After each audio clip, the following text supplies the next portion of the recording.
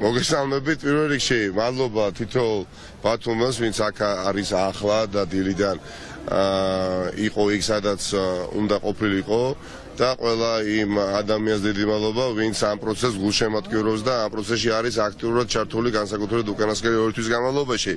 მე ვფიქრობ, ეპიცენტრი არა მხოლოდ ბათუმი, ეპიცენტრი არის ყოველი ქალაქი ამ ქვეყნისა. ის რაც დღეს აი აქ მოხდა ამ შენობაში და კიდევ ჩანს ყვალი ნაკვალევი იმ ყველაფრისა, რაც აქ მოხდა, გვაძლევს კიდევ ერთხელ თამამად შემდეგი თმის შესაძლებლობას, რომ ხელისუფლება არის საფუძვლად გამოცილი, ყოველგვარი კანონიერი საფუძვლად გამოცილი რეჟიმი იყოს. იცით, ვიღაცა შეიძლება არც კი წარმოედინა, რომ ის მოხდებოდა, რაც დღეს ამ ადამიანებმა იკადრეს გადარჩეულმა საკრებულომ, აი სახლში რო არიან უკვე და გადარჩეულმა საკრებულომ თვითგამოცხადებულ მერთან ერთად ბატონი ჩიქოვანი, ხო? დაამტკიცა მომდენო წლის ბიუჯეტი, ხო? მსგავსი რამ არავის არ ახსოვს. არავის არ ახსოვს ერთია და ვერავის დარწმუნებულება ვერც კი წარმოედგინა, რომ ეს შეიძლება მსგავს შეგიძლია იმას გაეკეთებიოს. ეს მათ გააკეთეს. რატო გააკეთეს, რატომ ჩაიგდეს თავი ამ მდგომარეობაში? ვინაიდან ამას აქვს ორი ძირითადი საფუძველი. ერთი, რომ აღებული ვალდებულებები წინასაარჩევნოთ გაისტუმრონ, ვიღაცას დაპირდნენ, არ ვიცი ახლა მიწის ნაკვეთზე ისმო გადაუფორმდა სხვადასხვა სიკეთეებს, რასაც ახალი საკრებულოს პირობებში ვერ იზამდნენ და შიში იმისა, რომ ბიუჯეტს ვერ დაამტკიცებდნენ და აქედან გამომდინარე იქნებოდა ახალი რიგარეში მერის არჩევნები. იცით, ეს ყველაფერი მოხდა, მაგრამ სულ რამდენიმე წუთის წინ, 1 საათის წინ, ეს არ ნიშნავს, რომ ქართულმა ოცნებმა პოზიციები გაიძლიერა. აი შეხედეთ, ხო? საზოგადოება მიხილა. აი პოლიციურ ძალებზე დაყრდნობილი რეჟიმია. ბათუმი არის ის ქალაქი, სადაც გაყალბებული, არ ვიცი, ნაძალადევი ციფრები და პროცენტები დაიწერა და იქაც კი მანდატები როგორ გადადაწილდა 19-16 დასრულდა პირველი ტური. პირველ ტურში ხო დამცრულდა პროპორციული წესით არჩევნები, მეორე ტურში გაგრძელდა უბრალოდ მერის ნაწილში არჩევნები. 19-16, კი? და დღეს ვითარება ისე შეცვალეს, რომ 17-17-ია.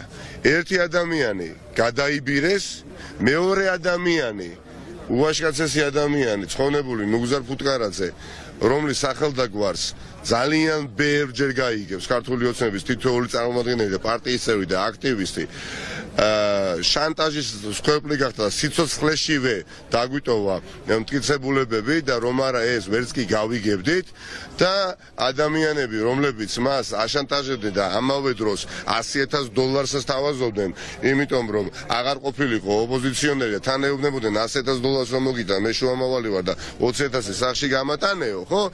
დღეს ქართული ოცნების ყველა რა განცხადებებიც მოვისმინა, კავალძიდან დაწყებული, აქაური რიჟვაძით გაგრძელებული, რომლებიც უარყოფენ ამ ფაქტს და ამბობენ, ხო ვიღაცა თუ $100,000 სთავაზობდა, ეს ხო არ ნიშნავს, რომ ხელისუფლების წარმომადგენელი იყო. აქაც რამდენად აყრიან, ხო, ნაცას თვალებში, ხა ვინ იყო, რომელიღაცა უბრალოდ დაინტერესებული პირი დაიბადა ბათუმში, რომელსაც უნდოდა $100,000 გადახდა. ადამიანი დიახაც მიიყვანეს იმ მდგომარეობამდე, ჯანმრთელობის მდგომარეობა გაურთულდა და გარდაიცვალა და დღეს დიახაც საკრებულოში ოპოზიცია, რომელსაც გარანტირებული ჰქონდა საკრებულოს ოპოზიციონერი თავმჯდომარე, ამ ყველაფერს ვერ აკეთებს, იმიტომ რომ ადამიანი ჩააწმინეს საფლავში და მიწაში. და ერთი წამით წარმოვიდგინეთ რა, ქართული ოცნების იქ რაღაცა წარმომადგენლობა, არ ვიცი, ვინც ხართ ხოლმე. აი პირიქით რო ყოფილიყო, ხახტო, რას იზამდით, მაგრამ თუ იმას ფიქრობთ, რომ ჩვენ ამ ყველაფერს არ მივაქცევთ სათანადო ყურადღებას, რომელსაც დიახაც ერთადერთი ძალიან მკაცრი პასუხი ექნება, რად უნდა გადინოთ ის ძალადობა, რომელიც ჩაედიათ არა მხოლოდ ცხონებული ნუგზარ ფუტკარაძეს და მიმართებაში. და სიმართლე რო გითხრათ, აი აქ ვინც ვართ. აი აქ რო შევიჭრათ ეხლა, აი რო შევიდეთ ეხლა, აი აქ რო შევიდეთ. სახელმწიფო გადატრიალება იქნება. ხო, ქართული ოცნების ინტერპრეტაციით. არა და შემთხვევით ამ ადამიანებმა ხო არ გადაატრიალეს წაღმა და უყუობა მრავალჯერ უკვე სახელმწიფო და ყველა სახელმწიფოს დაწესებულება და ინსტიტუტი, ხო?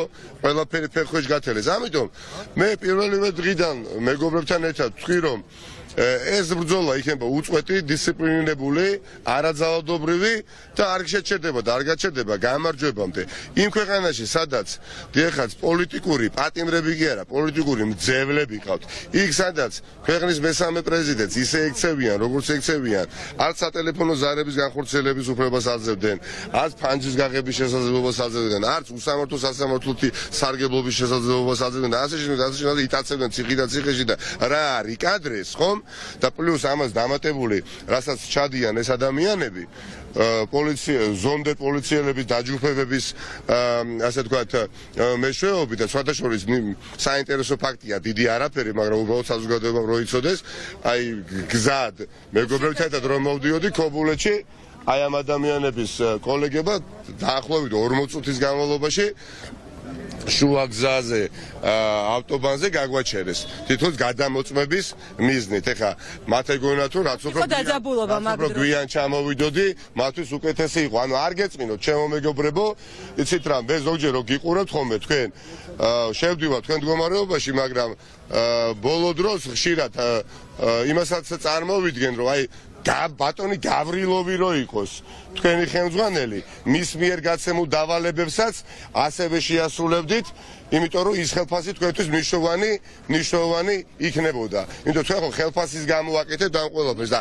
გამართლება არ აქვს ხახო, გადარჩეული საკრებულოს მიერ დამტკიცებული ბიუჯეტი, ეს არის სიგიჟე, რომელიც არ ეპატიება არავის და ვისაც უნდა ისე გაიგოს. დიახაც უნდა შევუშალოთ ხელი ნიკა ამ ყველაფერს, როგორ უნდა შევუშალოთ ხელი, რომ არ დაიწყოს საქმიანობა.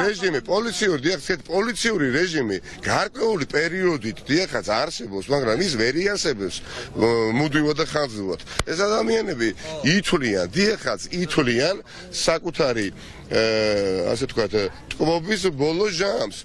და ვერც დაჭერებით, ვერც დაკავებებით, ვერც სიკვდილით, ვერც შანტაჟით. ეხლა ნუგზარ ხო ნახეთ ხო ბატონი ფუტყარაძეს მართლა ჩემთვის ეს ადამიანი გახდა სამაგალითო ადამიანი და წუხვა რომ სიცოცხლეში იმდენად კარგად ვერ მოვასწარე ამ ადამიანის გაცნობა, რამდენადაც ვისურვებდი, არა?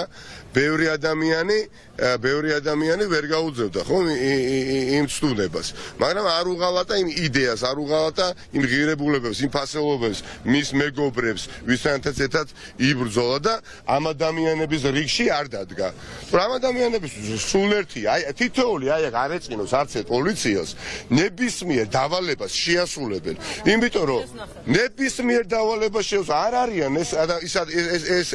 ეს კატეგორია, რომელიც საკუთარ ოჯახის წევრსაც დაიჭერს უკანონოდ, ხო? არანაირი პროტესტი არ უჩნდება. შიდა პიროვნული პროტესტი და კონფლიქტი საკუთარ თავებთან არის, მაგრამ ეს ვიღას აინტერესებს. როგორ უნდა დავძლიოთ ეს გიზი ბრძოლით მანამ სანამ დიახაც ეს რეჟიმი არ დაემხობა და არ დაეცემა არაძალადობრივი მეთოდებით. ეხლა 1, 2 და 3 და 4 აქცია არა, ყოველ დღე მოძრაობა, ყოველ დღე მოქალაქეთა საუბარი, ყოველ დღე მხილება ამ რეჟიმის და იცით ბოლო პოპულარული ენით შეიძლება თქვა მოდაში არის ეხლა ამ რეჟიმთან ბრძოლა. დიახაც პატივი არის ამ რეჟიმთან ბრძოლა. აი ხა ხო ღმერთმა დამიფარა რომ ერთ-ერთი მათგანი არა ვარ და იქ არ ვდგარ. აი ხელმძღვანელია როგორც ჩანს. აი ხო ღმერთმა დამიფარა. ხო აი ეს ბატონი არის ხელმძღვანელი ეთყობა, ხო? ყველაფერს საკუთარ ოჯახის წევრსაც გაყიდის. ბენზინის, ტალოდებისა და არ ვიცი, სადღაცა წყალტუბოში საგზურის გამო წელიწადში ერთხელ და იქ ჩაკუჭული 5000 ლარის გამო. იგივე საკეთებენ ზუგდიდში, იგივე საკეთებენ სხვადასხვა ქალაქებში. არაუშავ ჩვენ გაგებული გვაქვს, რომ ყველაფერთან ერთად წარმომადგენლობითი დემოკრატია გაუქმებული არის და გაუქმებაზე გამახსენდა, იცით? აი ხშირად საუბარია რომ გაუქმდა არჩევნები თუ არ გაუქმდა, უქმდება არჩევნები თუ არ უქმდება. დღეს როდესაც უყურეთ ამ ყველაფერს, არჩევნები უქმდება თუ გაუქმდა.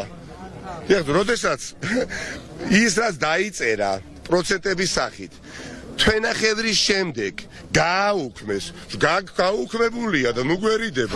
ეს იმას არ ნიშნავს, რომ ხვალდაზეკ იგივე არჩევნების გზით ეს რეჟიმი შეიცვლება. მაგრამ იმ არჩევნების გზით შეიცვლება, რომლის დანიშვნასაც ჩვენ ვაიძულებთ სრულად პროპორციული წესით და ამ ქვეყანაში მართლმსაჯულებას დასრულდება პოლიტიზირებული და მიხეილ სააკაშვილი როგორც პოლიტიკური კლასიკური ტყვე გათავისუფლდება.